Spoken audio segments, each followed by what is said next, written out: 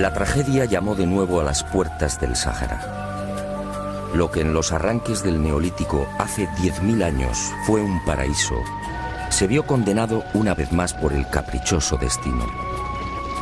Y el inmenso vergel empezó a acusar unos insólitos y preocupantes síntomas.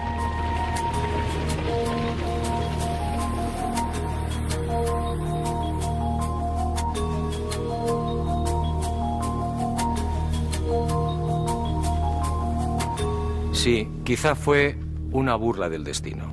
Casi nada es para siempre y mucho menos en la naturaleza. Por eso, un buen día, aquel Sáhara azul, cuna de civilizaciones, se vio humillado de nuevo. Y este fue el resultado.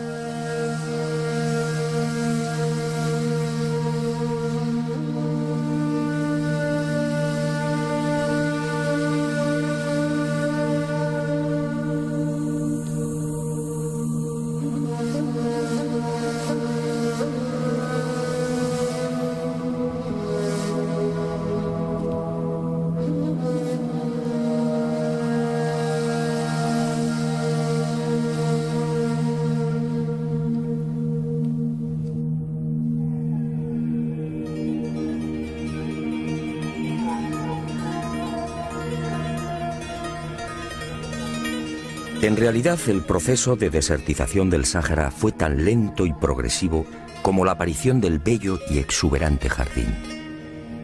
Los científicos no terminan de ponerse de acuerdo, pero todo apunta hacia una fecha fatídica, más o menos hacia el 8000 antes de nuestros días. En ese tiempo algo cambió. Los monzones perdieron fuerza y lentamente se retiraron del paraíso.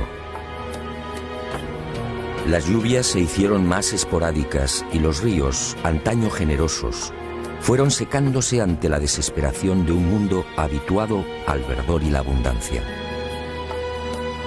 El laberinto de lagos, entre ellos el gigantesco Chad, quedó reducido poco a poco a un puñado de cenagosas y malolientes charcas. Y los barcos varados avisaron. El primero en ser derrotado fue el territorio líbico.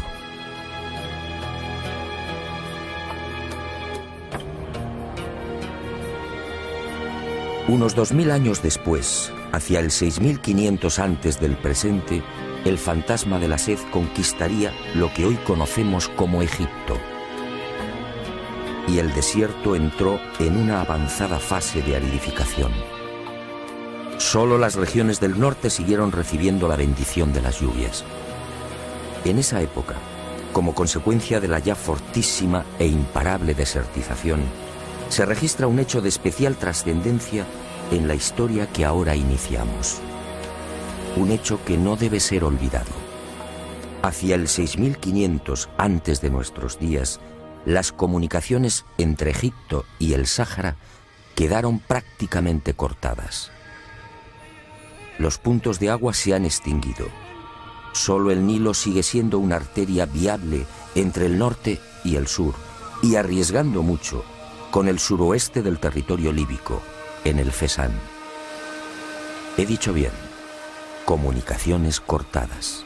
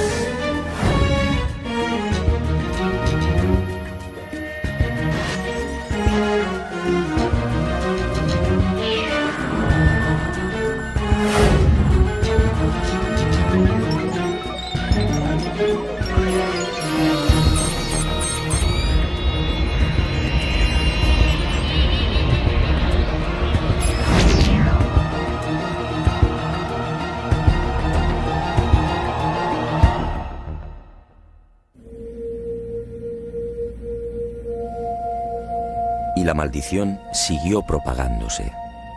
Hacia el 5000 antes del presente, el caudaloso Igargar se rinde, y con él los grandes lagos. El proceso es inexorable. La cuenca lacustre se evapora transformándose en blancas y espesas salinas. Hoy, entre las dunas, el caótico relieve del llamado Bosque de los Petrificados es un dramático recuerdo de los cerros que fueron labrados durante siglos por las inmensas masas de agua. El viento abrasador y las tormentas de arena acuchillan los últimos reductos donde resisten bosques y cañaverales. El manto vegetal es arrastrado y la sabana muere. El Sáhara queda desnudo, cubierto ahora por mesetas graníticas, wadis polvorientos y un ejército de dunas movibles que devora cuanto encuentra a su paso. Muerte, sed y desolación. Ese será el resultado. Y se produce lo inevitable. Aquellos pueblos, autores de los grabados y pinturas rupestres, los descendientes de los hombres que conocieron a los cabezas redondas, abandonan finalmente el Sáhara. Huyen. Del viejo jardín queda muy poco. Solo el flanco occidental del Sáhara y algunas franjas interiores resisten. Pero la suerte está echada. Entre el 4800 y el 4500 antes del presente, la desertización es general. Las ciudades han sido abandonadas, los pozos cegados. Ya nadie pinta en los abrigos rocosos. Los cabezas redondas solo son un recuerdo. Un total de 5000 kilómetros desde el Atlántico al Mar Rojo y casi 3000 desde el Atlas al Sudán es engullido por el amarillo, el rojo y el negro.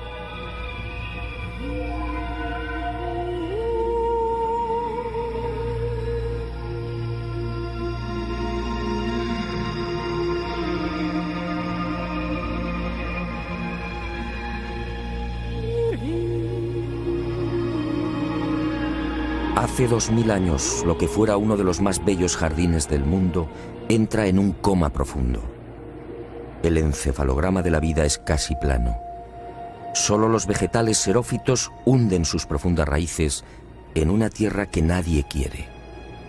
El Sáhara mira al cielo, pero las lluvias se han ido con los dioses. Hoy las precipitaciones apenas reúnen 100 milímetros al año.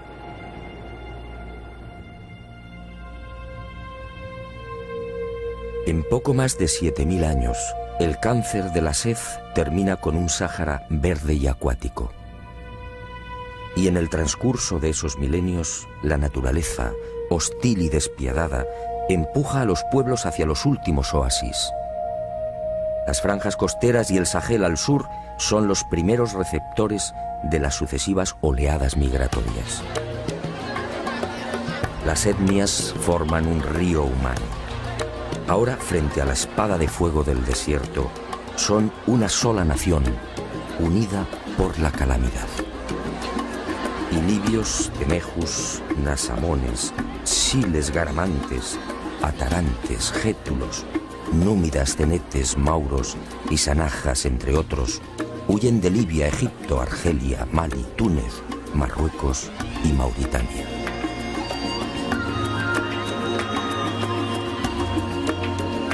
Y el mundo asiste a uno de los primeros, más intensos y dramáticos movimientos de masas de la historia. Una migración desesperada que lentamente provocaría el nacimiento de unas culturas insospechadas.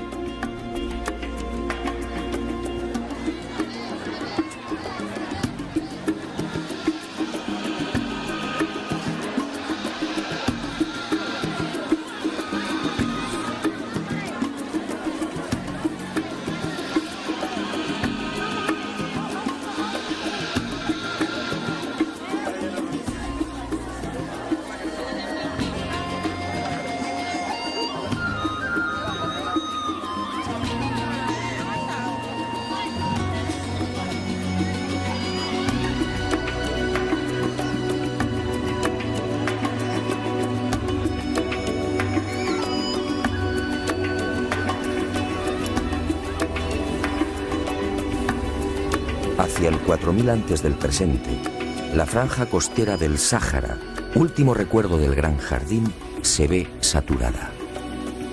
Miles de seres humanos continúan desembocando en ella. Y los más audaces toman la decisión de aventurarse en la mar a la búsqueda de un futuro más seguro y prometedor. Es así como los desahuciados pobladores del Sáhara inician la conquista de lo que mucho después llamaríamos Europa.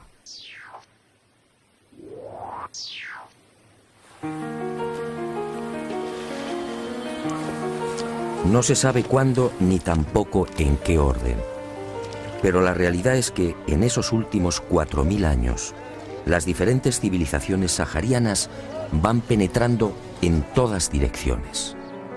Unas eligen la península ibérica, otras arriban a las islas del Mediterráneo, y de allí con toda probabilidad saltan a Italia y Grecia, perdiéndose hacia el este. Algunos pueblos marchan hacia las sabanas del centro y oeste de África. Otras llegan a las Islas Canarias. Finalmente, el hambre y la sed los instala también a orillas del Nilo. El hombre moderno tiene la tendencia a asociar esas corrientes migratorias en la lejana antigüedad con la imagen de unos hombres primitivos, huérfanos de ideas y de cualquier manifestación cultural. Grave error.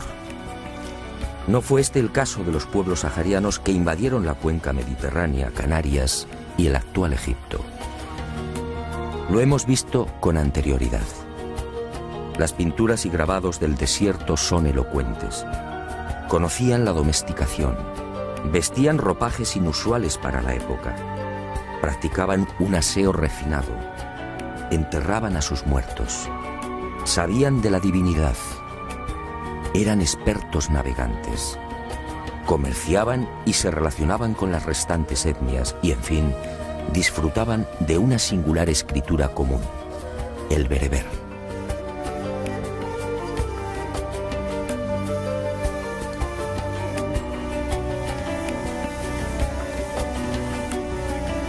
Este inmenso y rico bagaje, como iremos viendo, saltó con ellos a las nuevas tierras.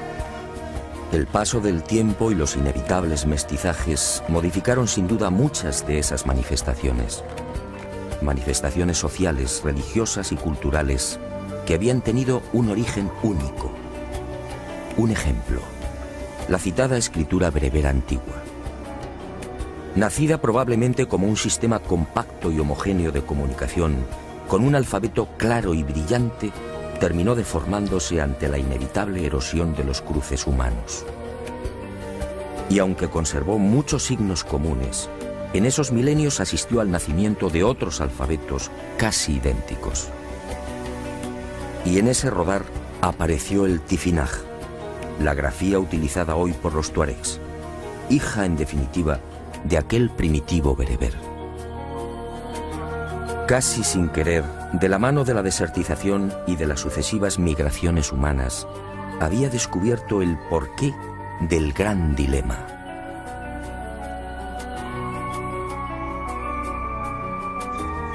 ¿A qué obedeció la desaparición del genuino significado del bereber antiguo? Ahora empezaba a comprender. Ahora entendía por qué mis amigos los tuareg no sabían leer los símbolos grabados en la piedra esférica de los billares.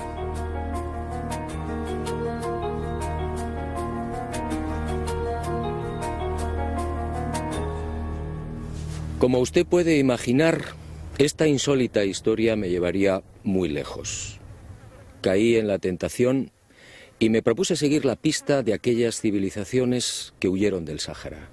Una vez más, las sorpresas fueron encadenándose. No hay unanimidad en los criterios científicos y antropológicos respecto a los primeros pobladores del archipiélago canario. Expertos como Fusté, Verneau y Swiderski consideran que los hombres que colonizaron el norte de África, los cromañones, se propagaron también hacia las Canarias entre el 2500 y el 1000 a.C. Otros apuestan por un poblamiento más reciente, quizá alrededor de los siglos V o IV antes de nuestra era. Sea como fuere, lo que parece claro es que las islas terminaron por recibir varias de esas corrientes migratorias que huían de la desertización.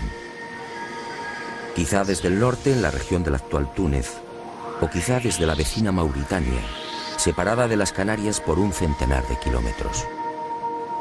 Esos pueblos saharianos fueron conocidos como guanches.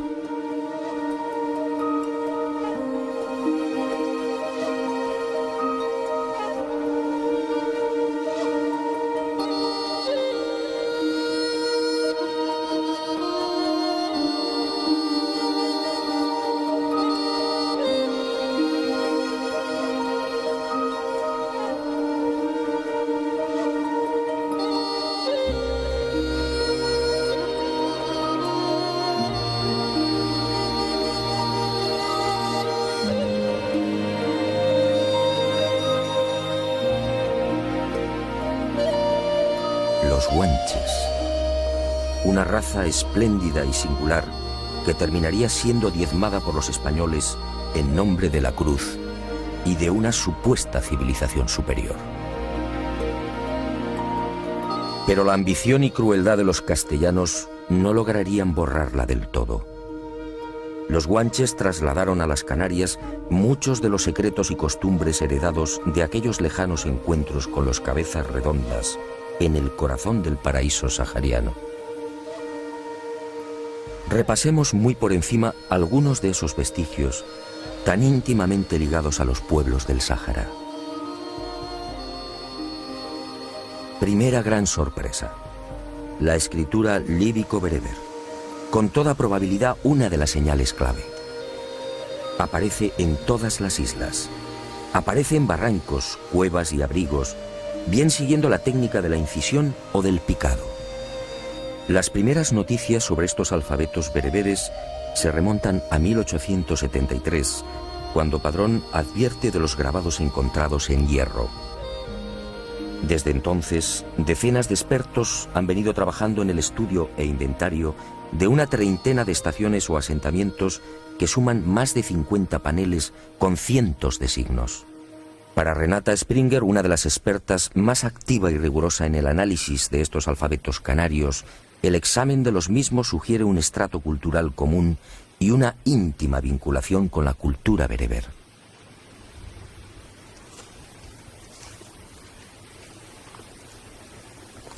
Para Renata, que ha investigado durante años los grabados del norte de África, y para la casi totalidad de los especialistas, las coincidencias entre aquellos y los signos hallados en el Hierro, La Palma, Gran Canaria, Tenerife, La Gomera, Lanzarote y Fuerteventura son abrumadoras. Todos coinciden.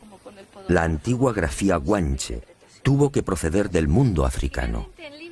Ahora, a la vista de estos testimonios escritos, las afirmaciones de cronistas e historiadores sobre el escaso bagaje cultural de los guanches son cuando menos patéticas. Sedeño, por ejemplo, llega a decir que los antiguos canarios no conocían letras ni caracteres, aunque se valían de pinturas toscas. ¿Quiénes eran los ignorantes? ¿Los vencedores o los vencidos?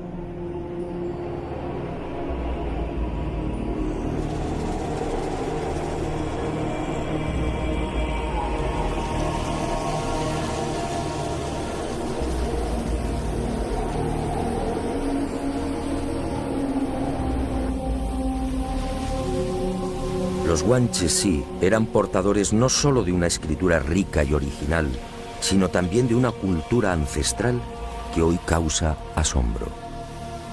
Según la antropología biológica, se trataba de un pueblo de raza blanca, con un 80 o un 90% de individuos de cabellos y ojos oscuros.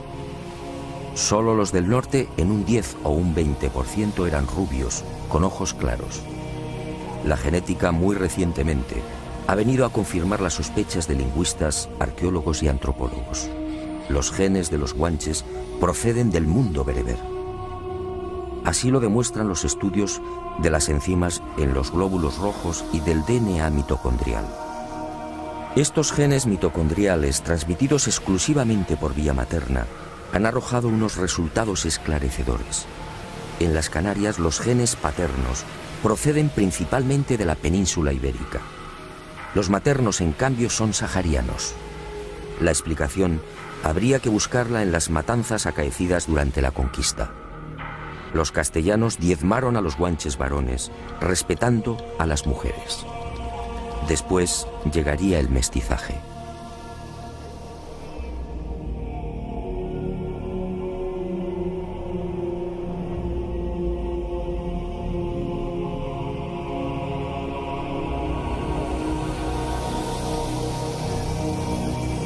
Guanches en general robustos, bien adaptados al terreno, de tallas notables con una media de 1,70 metros para los hombres y 1,56 para las mujeres. Guanches con una capacidad craneal media de 1.557 centímetros cúbicos. Una cifra que presupone un importante desarrollo mental. En otras palabras, lo contrario a lo escrito y divulgado por los conquistadores españoles. Los guanches no eran salvajes. Los guanches adoraban a un Dios único, invisible y sustentador de todo lo creado. Lo llamaban Aborak, es decir, el grande, el sublime. Era el Dios de sus ancestros con el que podían establecer un diálogo directo, algo que sorprendió y no gustó a los evangelizadores castellanos.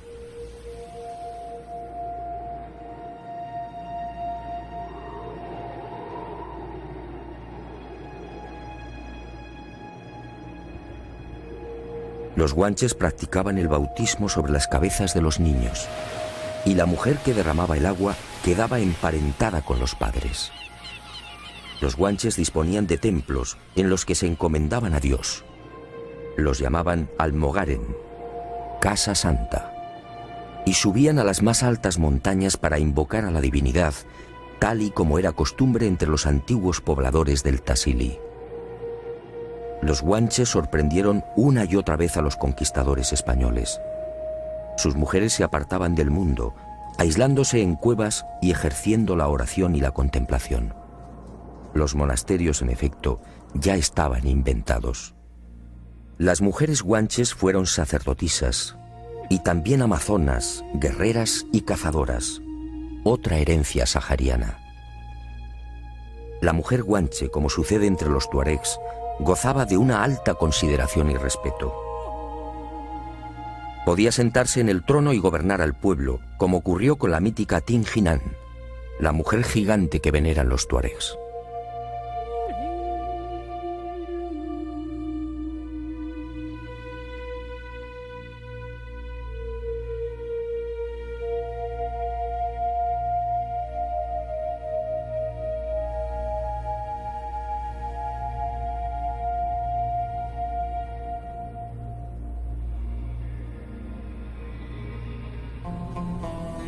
Los guanches juraban ante el Ser Supremo, poniéndolo como testigo de sus acciones.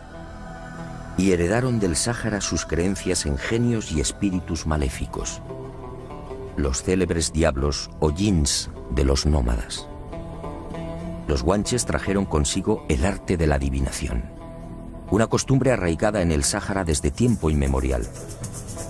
Estos magos y santones, a los que llamaban guañameñe, ejercían una gran influencia sobre la población. Ellos fueron los que profetizaron mucho antes del arribo de los conquistadores la llegada a las islas de unas gentes blancas a bordo de unos grandes pájaros.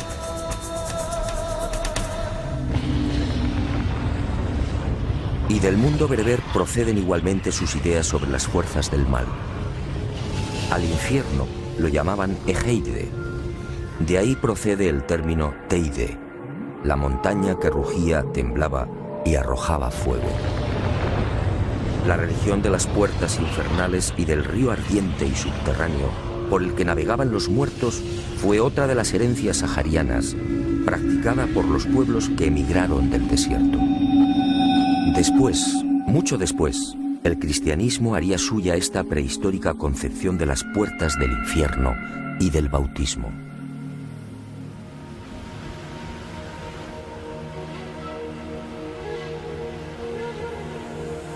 Y como los tuareg y bereberes, los guanches sintieron un especial terror por determinadas montañas, lo que hoy en el Sáhara se conoce como montañas del diablo.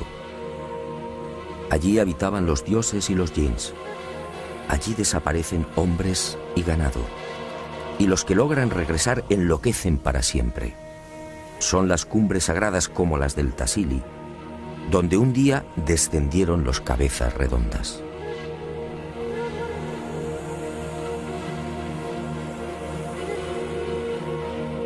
Allí dejaban los guanches y aún dejan los tuaregs toda clase de pequeñas cerámicas a manera de exvotos. Son ofrendas y peticiones a la divinidad. Allí quemaban los guanches hierbas olorosas exactamente igual que los bereberes de hoy. Y eran los guanches gentes alegres y festivas, amantes de toda suerte de juegos y desafíos. Uno de ellos consistía en el levantamiento de piedras. Enormes rocas que alzaban a pulso, desplazándolas por hombros, cuello y espaldas. Un deporte tradicional entre los vascos, otro pueblo que también emigró del Sáhara. ¿Y de dónde aprendieron los guanches a comunicarse con el lenguaje de los silbidos? ¿Cómo explicar que esa misma técnica sea utilizada aún entre los nómadas y pastores del Sáhara?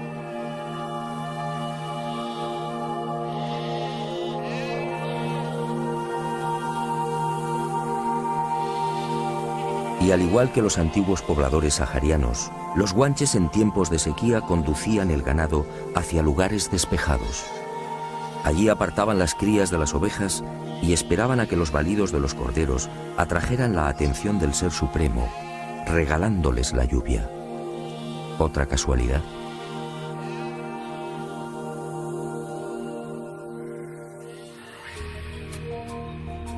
Grabados de pies humanos en Canarias y Argelia. Otra señal del origen común de bereberes y guanches. Nadie en realidad ha sabido interpretar su significado.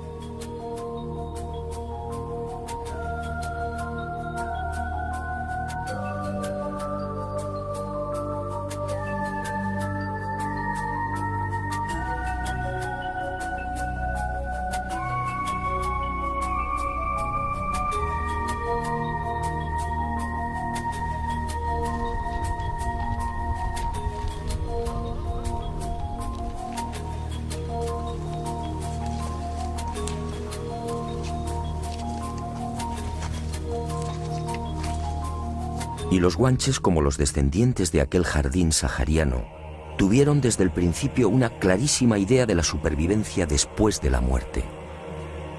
¿Quién les enseñó? Y lo más intrigante, ¿dónde y cuándo aprendieron a momificar? Aunque las técnicas guanches no son idénticas a las egipcias, no pude evitar un lógico pensamiento.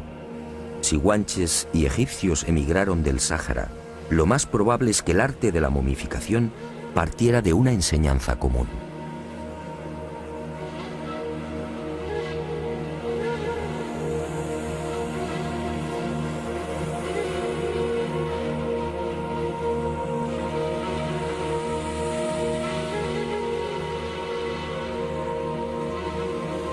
Y como los bereberes, los guanches enterraron a sus muertos en túmulos circulares y formando anillos concéntricos.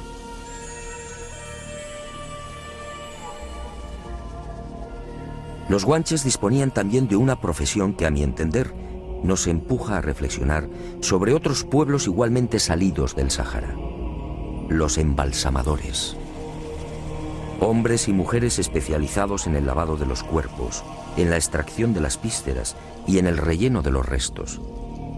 Este proceso, conocido como mirlado, solo podía ser desarrollado por unos especialistas que jamás tenían contacto con el resto de la comunidad. Eran los apestados, hombres y mujeres que no podían ser tocados y que recibían el alimento a distancia.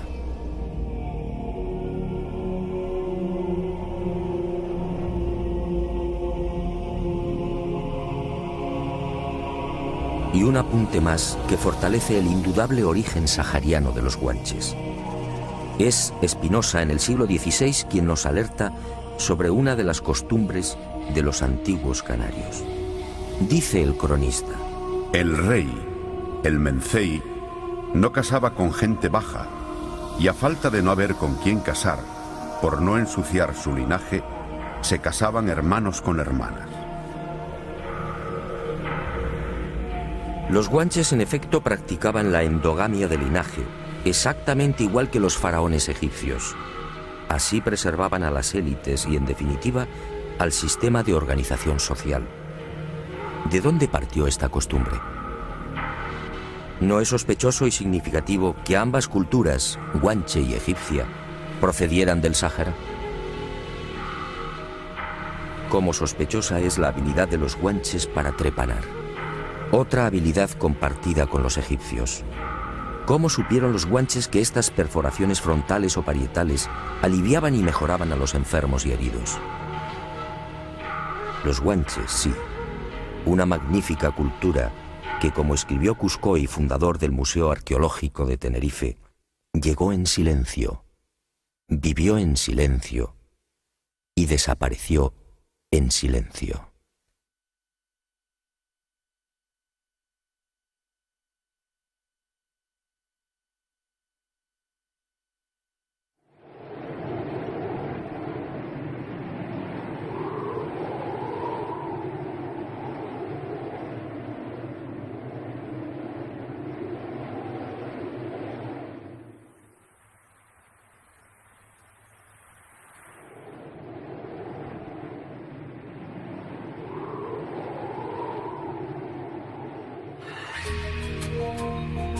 Las otras dos grandes corrientes migratorias procedentes del Sáhara me reservaron otras tantas y desconcertantes sorpresas.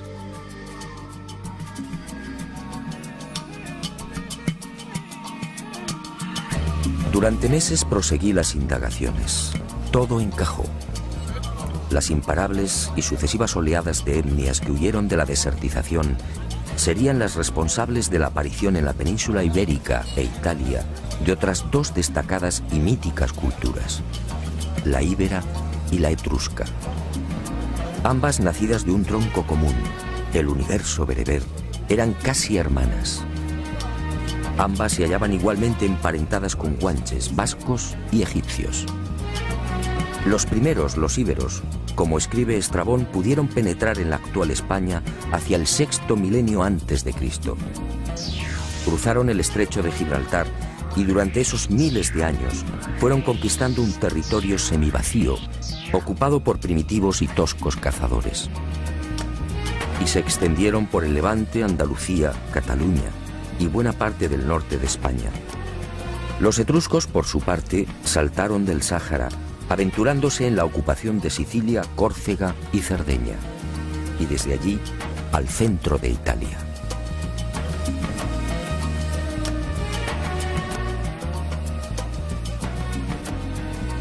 Estas hipótesis sobre los orígenes de íberos y etruscos no son aceptadas por muchos de los historiadores. Para estos expertos, los íberos llegaron de Asia o sencillamente eran oriundos de la península ibérica.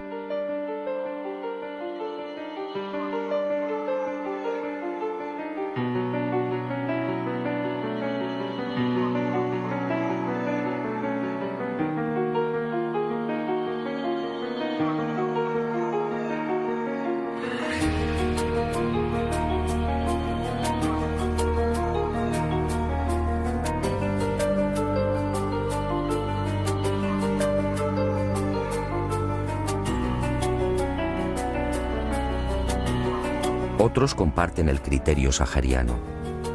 En el caso de los etruscos, la mayor parte de los especialistas se muestra disconforme con el posible origen bereber. Para algunos procedían de la península anatólica, como defendía Heródoto. Es el llamado origen oriental. Para otros, los etruscos nacieron en la propia Italia, tesis defendida por Dionisio de Halicarnaso. Por último, hay quien defiende el origen centroeuropeo, como postulaba Niebuhr. La verdad es que al analizar algunos de los rasgos y características principales de ambos pueblos, la única tesis coherente es el bereber. Veamos hasta dónde llegan esas aplastantes coincidencias.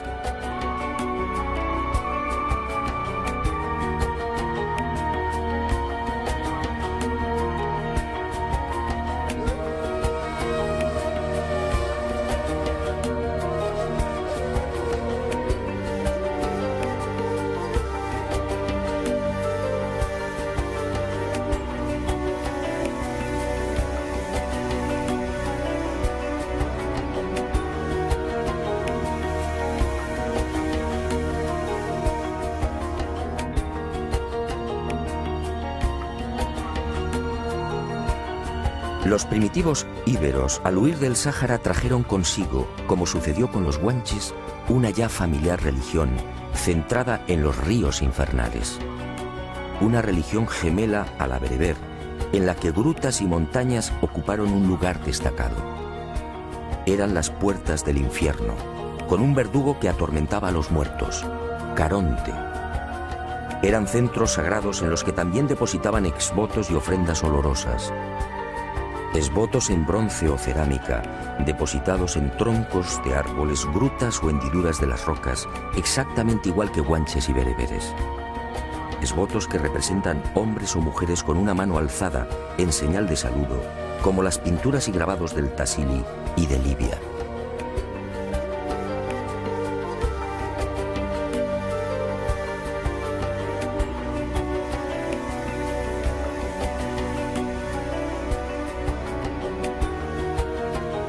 Una religión que entronizó también a la diosa madre.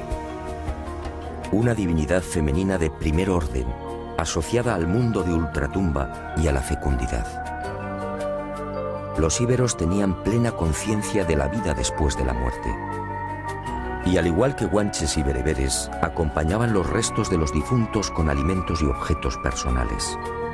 Incineraban a sus muertos y depositaban las cenizas en urnas, exactamente igual que los etruscos. Y me pregunto, si ambos pueblos hubieran sido autóctonos, ¿cómo explicar tan singular coincidencia?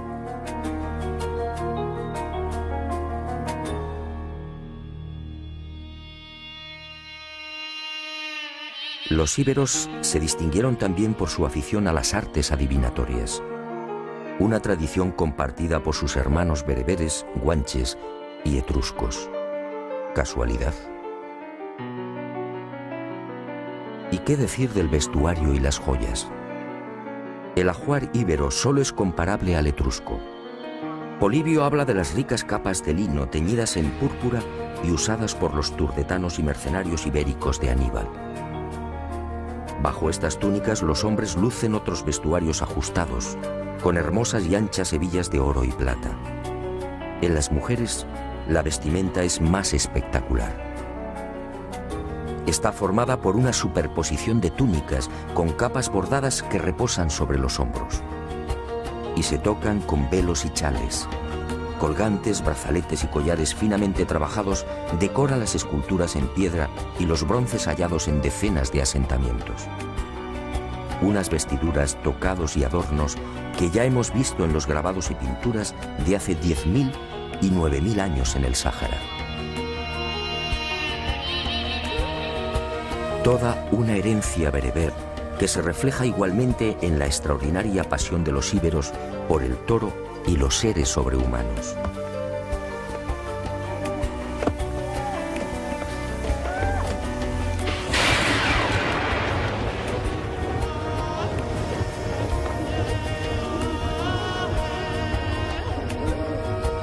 Toros y bóvidos que fueron pintados y grabados por sus lejanos ancestros en los abrigos rocosos del Tassili, del Atlas y del Fesán. Seres monstruosos, alados, con cabezas de felino o de perro, pintados y grabados a cientos en el corazón del Sáhara. Y finalmente la escritura y la genética. Aquella prodigiosa cultura dejó múltiples ejemplos de sus alfabetos, muchos de ellos alterados ya por las lógicas influencias de otros pueblos. Hasta el momento han sido hallados más de 600 testimonios escritos. Y al examinarlos aparecen nuevamente los viejos y ya familiares símbolos que integraron el bereber antiguo, exactamente igual que en la escritura guanche, exactamente igual, como veremos, que en la escritura etrusca. Pero por si no habían suficientes pruebas que demuestran el claro origen sahariano de los íberos, la genética entró nuevamente en acción. Y un equipo del doctor Antonio Arnaiz, catedrático de la Universidad Complutense de Madrid, viajó por el norte de África examinando los potenciales genéticos de los bereberes. Al compararlos con los de los españoles, legítimos descendientes del pueblo íbero, los resultados fueron abrumadores. Los genes HLA de unos y otros conservan el mismo sustrato. En otras palabras, íberos o españoles y bereberes poseen un origen común. Pertenecen a la misma raza. Al igual que a los guanches, la desertización los expulsó de su verdadera patria.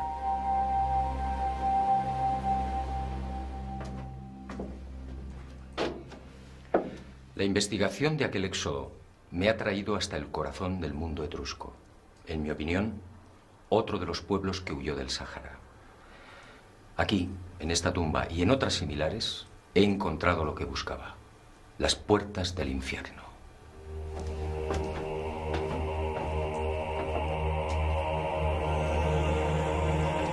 Las puertas del infierno. Ya no se trataba de tradiciones orales. Aquí, en el silencio de los cementerios etruscos, está la prueba física de esa religión que compartieron los saharianos. La enigmática civilización etrusca en la que bebieron romanos y griegos rindió un especial culto al más allá. Al igual que bereberes, guanches e íberos, los etruscos vivieron obsesionados por ese río subterráneo de fuego en el que navegaban los muertos. Un río infernal.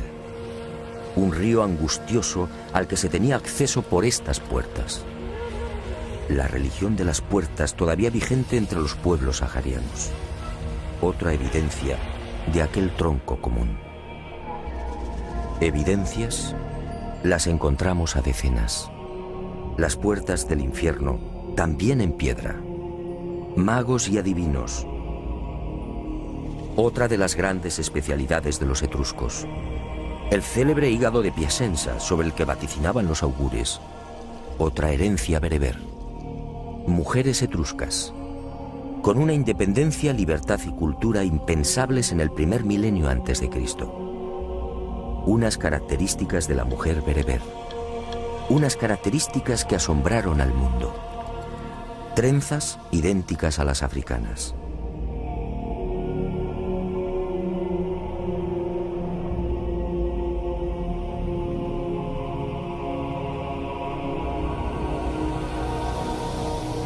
Túmulos circulares como los construidos por sus antepasados en el Sáhara.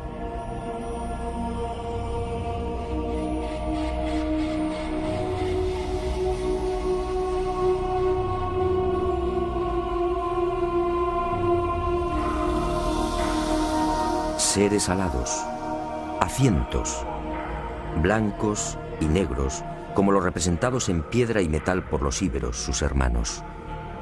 Seres con largas orejas posteriormente llamados sátiros, idénticos a los pintados y grabados en el Sáhara.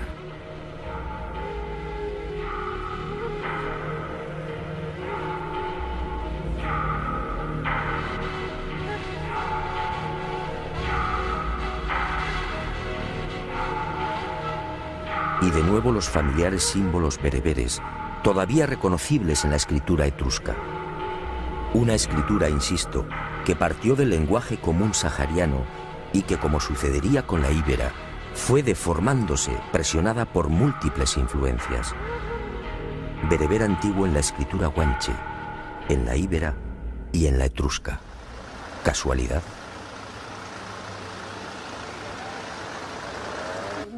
Y al final de nuestras investigaciones en Italia, otra pequeña gran sorpresa.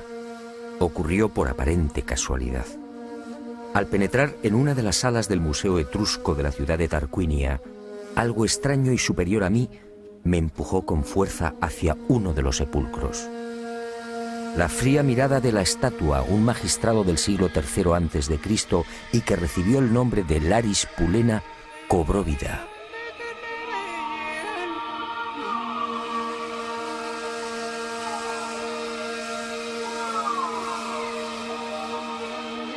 Llegué a su altura y la mirada de piedra de Laris se clavó en mí. Entonces aquel susurro añadió: el pergamino. Ahí está lo que buscas. Era un largo párrafo en etrusco. Y al poco apareció: palo, cero, palo. Los misteriosos símbolos del anillo de plata. Los misteriosos símbolos del lucerillo. Los misteriosos símbolos en la cúpula de la nave que fue vista en los billares.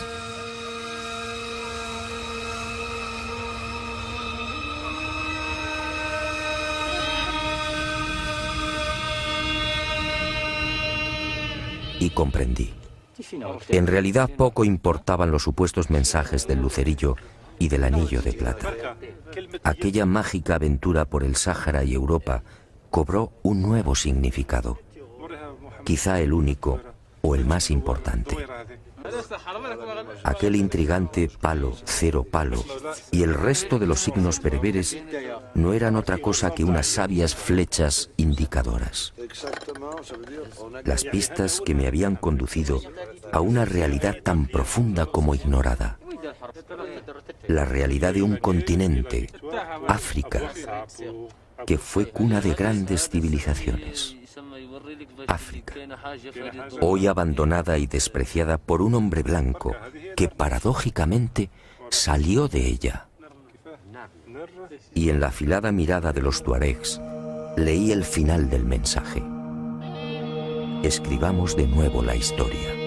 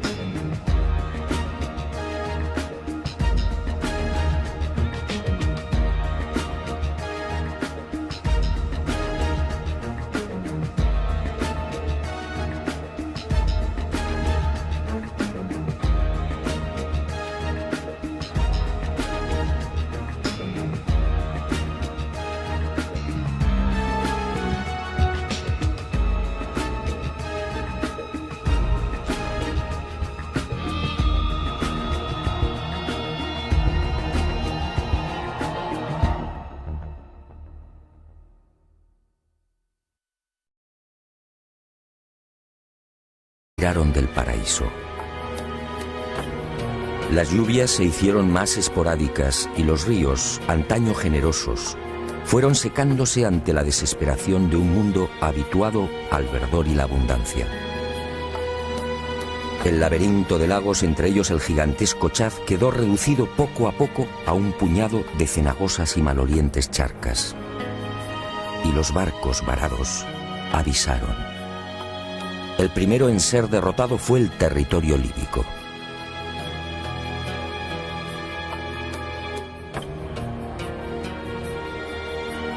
Unos 2000 años después, hacia el 6500 antes del presente, el fantasma de la sed conquistaría lo que hoy conocemos como Egipto. Y el desierto entró en una avanzada fase de aridificación. Solo las regiones del norte siguieron recibiendo la bendición de las lluvias. En esa época, como consecuencia de la ya fortísima e imparable desertización, se registra un hecho de especial trascendencia en la historia que ahora iniciamos. Un hecho que no debe ser olvidado. Hacia el 6500 antes de nuestros días, las comunicaciones entre Egipto y el Sáhara quedaron prácticamente cortadas. Los puntos de agua se han extinguido. Solo el Nilo sigue siendo una arteria viable entre el norte y el sur, y arriesgando mucho con el suroeste del territorio líbico, en el Fezzan. He dicho bien, comunicaciones cortadas.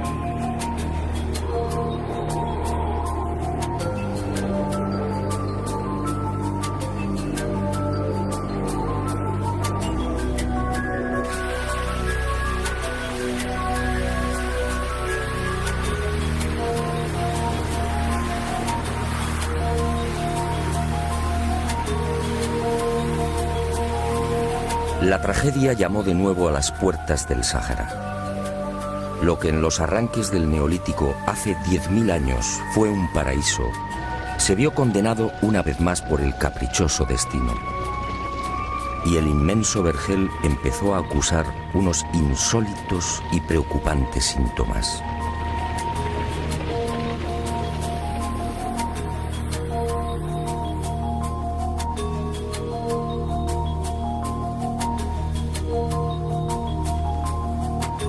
Sí, quizá fue una burla del destino.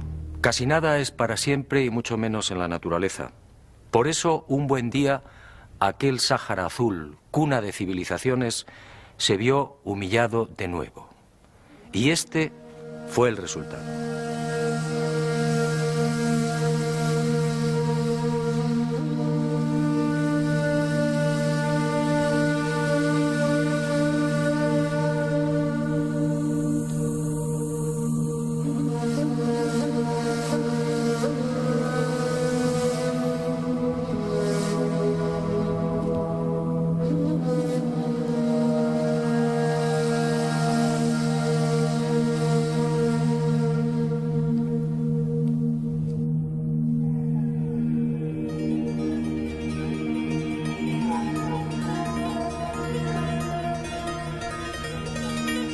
En realidad, el proceso de desertización del Sáhara fue tan lento y progresivo como la aparición del bello y exuberante jardín. Los científicos no terminan de ponerse de acuerdo, pero todo apunta hacia una fecha fatídica, más o menos hacia el 8000 antes de nuestros días. En ese tiempo algo cambió. Los monzones perdieron fuerza y lentamente se retiró Argelia, Mali, Túnez, Marruecos y Mauritania.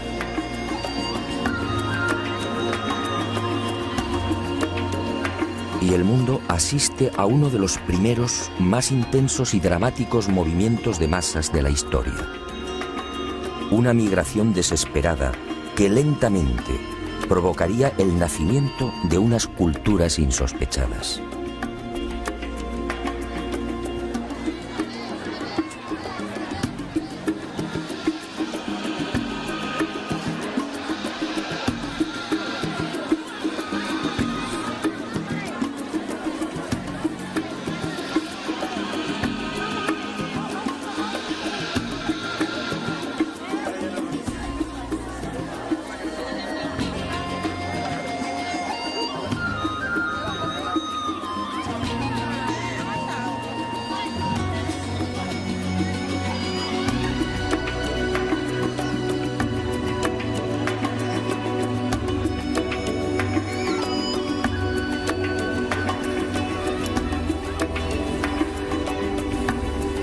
Hacia el 4000 antes del presente, la franja costera del Sáhara, último recuerdo del Gran Jardín, se ve saturada.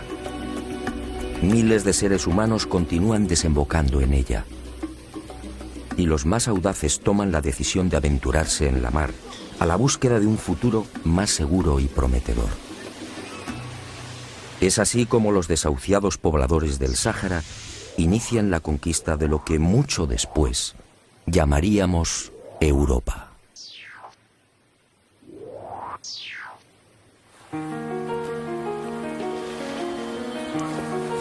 No se sabe cuándo ni tampoco en qué orden, pero la realidad es que en esos últimos 4000 años las diferentes civilizaciones saharianas van penetrando en todas direcciones.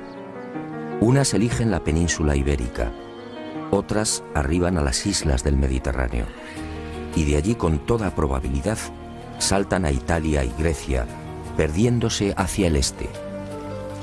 Algunos pueblos marchan hacia las sabanas del centro y oeste de África.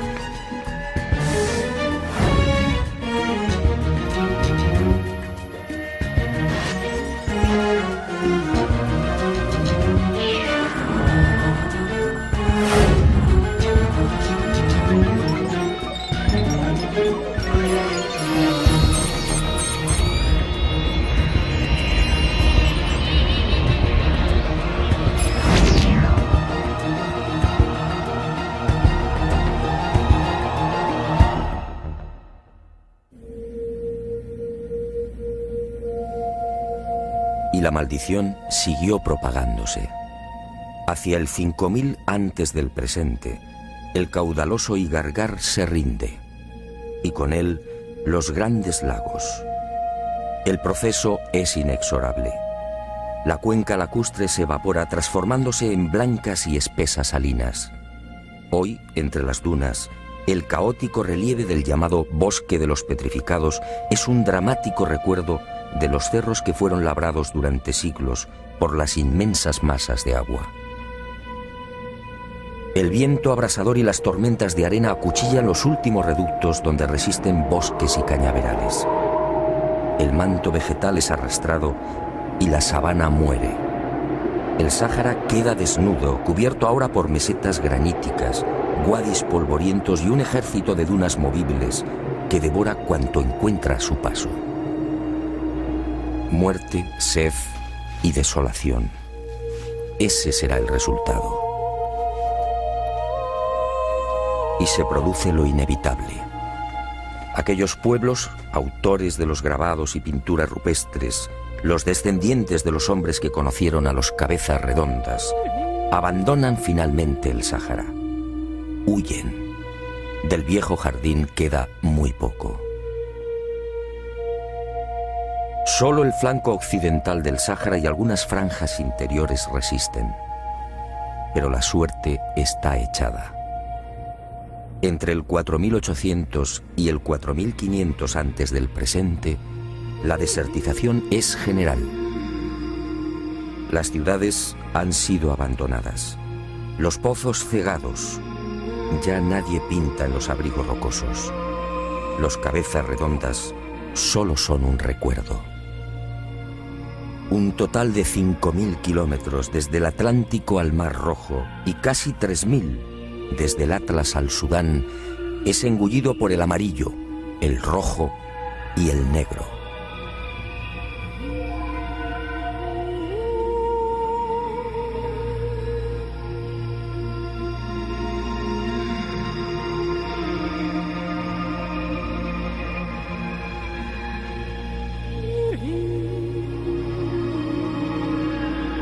Hace 2000 años, lo que fuera uno de los más bellos jardines del mundo entra en un coma profundo.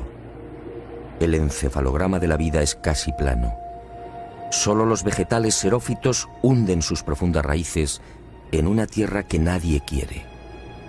El Sáhara mira al cielo, pero las lluvias se han ido con los dioses. Hoy las precipitaciones apenas reúnen 100 milímetros al año.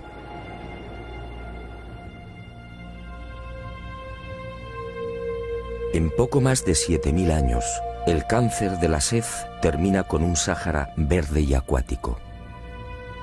Y en el transcurso de esos milenios, la naturaleza, hostil y despiadada, empuja a los pueblos hacia los últimos oasis.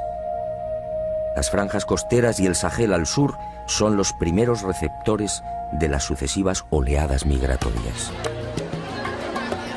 Las etnias forman un río humano.